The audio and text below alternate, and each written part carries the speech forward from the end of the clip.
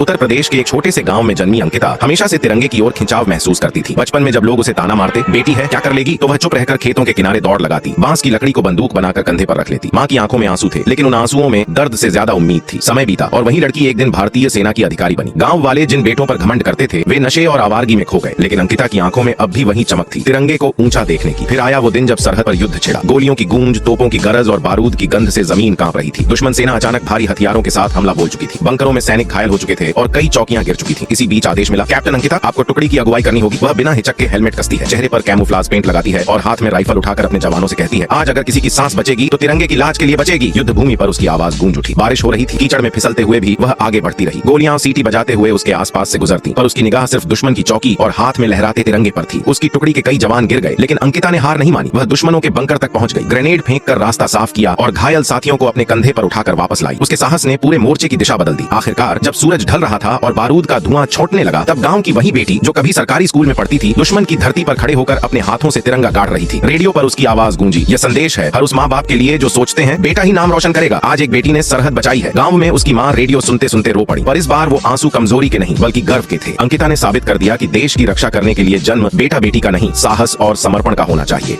लेकिन फिर भी कोई आज इस देश की बेटी को लाइक सब्सक्राइब नहीं कर रहा है।